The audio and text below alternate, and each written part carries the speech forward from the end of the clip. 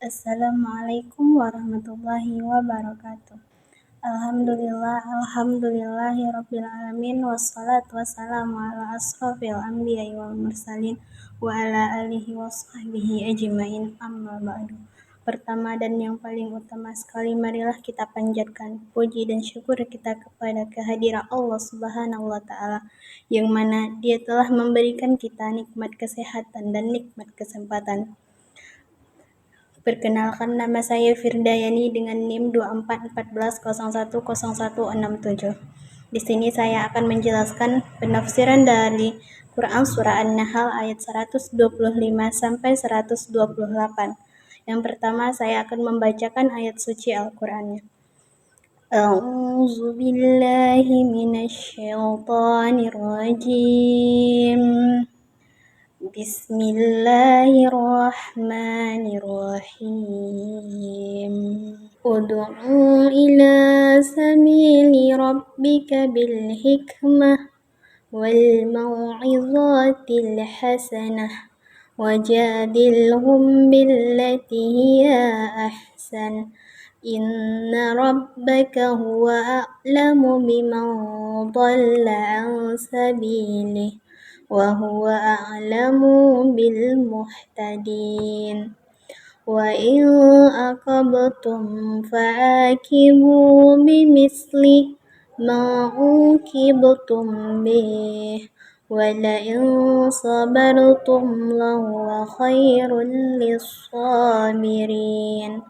Wasbir wa ma sabruka illa billahi wa la tahzan alaihim wa la taqu fi dhaikim mimma yamkurun. Innallaha ma'al ladzina taqaw wal ladzina hum muhsinun. Shadaqallahul azim. Dan terjemahannya, serulah manusia kepada jalan Tuhanmu dengan hikmah dan pengajaran yang baik, serta debatlah mereka dengan cara yang lebih baik. Sesungguhnya Tuhanmu, Dialah yang paling tahu siapa yang tersesat di jalannya, dan Dia pula yang paling tahu siapa yang mendapat petunjuk. Jika kamu membalas, balaslah dengan balasan yang sama dengan siksaannya yang ditimpakan kepadamu. Sungguh jika kamu bersabar, hal itu benar-benar lebih baik bagi orang-orang yang bersabar. Bersabarlah Nabi Muhammad, dan kesabaran itu semata-mata dengan pertolongan Allah. Janganlah bersedih terhadap kekufuran mereka, dan jangan pula bersempit pada terhadap tipu daya yang mereka rencanakan. Sesungguhnya Allah bersama orang-orang yang bertakwa dan berbuat kebaikan.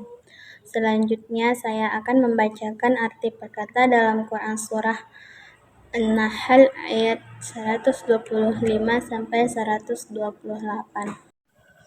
Ud'u, serulah, ila, kepada, sabili, jalan, rabbika, Tuhanmu, bil hikmah, dengan hikmah atau kebijaksanaan, wal mau'izah, dan nasihat, al hasanah, yang baik, wajadilhum, dan berdebatlah dengan mereka, billati, dengan cara yang ahsan, paling baik. Inna, sesungguhnya, huwa, Dia, a'lamu, lebih mengetahui, bima, siapa yang dhalla, tersesat, sabilihi, dari jalannya, wa huwa, dan Dia, a'lamu, lebih mengetahui, bil muhtadin, orang-orang yang mendapat petunjuk.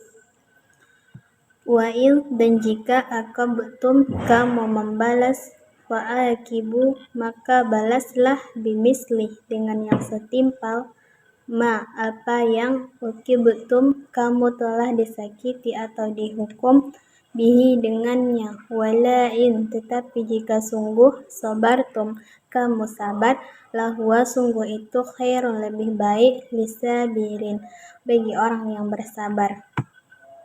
Wasbir, dan bersabarlah, wama, dan tidaklah sabruka, kesabaranmu, illa, kecuali, billah, dengan pertolongan Allah, wala, dan jangan, tahzan, engkau bersedih, alaihim, atas mereka, wala taku, dan jangan engkau berada fi daikin dalam kesempitan atau gelisah mimma terhadap apa yang yamkurun mereka tipu dayakan.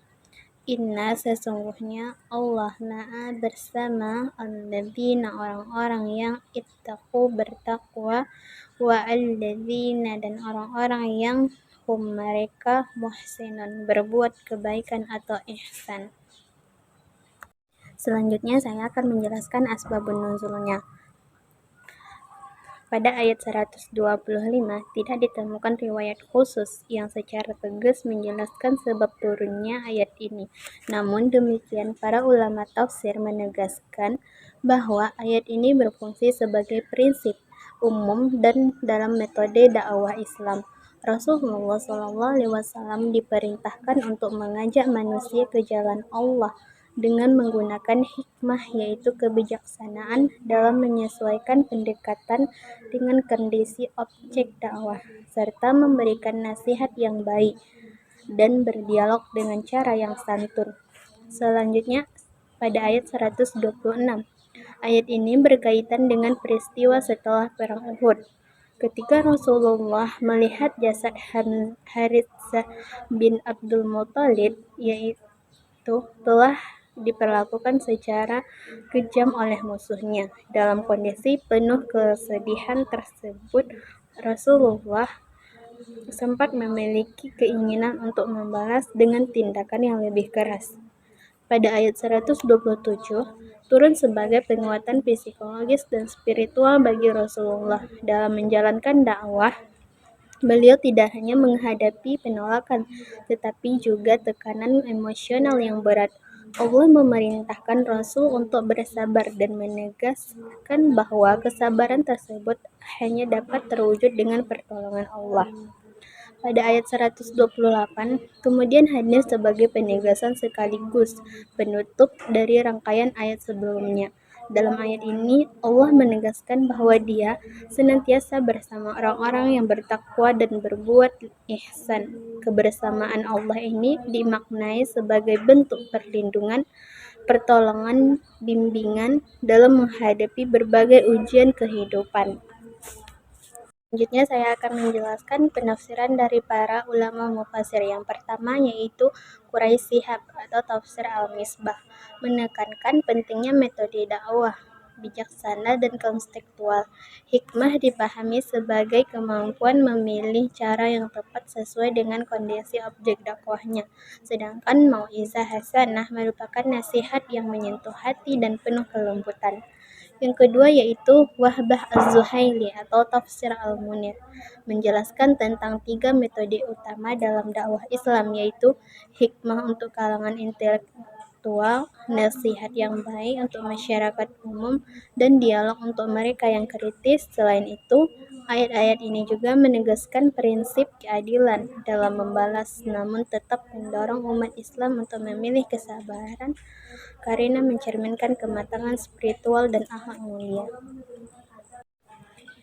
Ibnu Katsir atau Tafsir Al-Quran Al-Azim merupakan perintah Allah kepada Rasulullah untuk berdakwah dengan cara yang lembut, penuh hikmat dan tanpa kekerasan. Selain itu, ayat ini juga berkaitan dengan peristiwa setelah perang Uhud, di mana Rasulullah diingatkan agar tidak melampaui batas dalam membalas perlakuan musuhnya.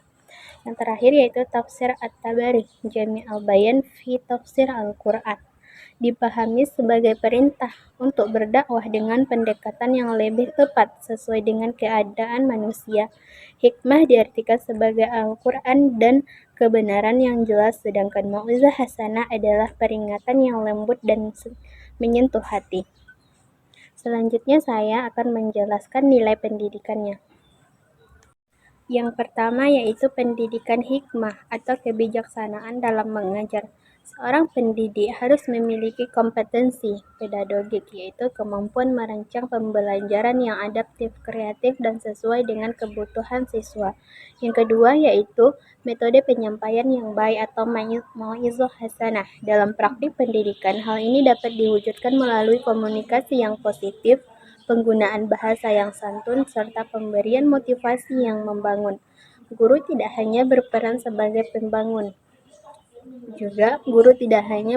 sebagai penyampai ilmu, tetapi juga sebagai pembimbing yang memahami kondisi psikologis siswanya.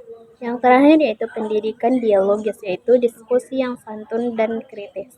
Menekankan pentingnya metode dialog dalam pendidikan yang tidak hanya bertujuan menyampaikan informasi, tetapi juga mengembangkan kemampuan berpikir kritis peserta didik, seperti diskusi kelompok, debat terarah, dan metode tanya jawab yang mendorong siswa untuk aktif berpikir. Baik, hanya itu yang dapat saya jelaskan. Saya akhiri dengan wabillahi taufik wal hidayah. Wassalamualaikum warahmatullahi wabarakatuh.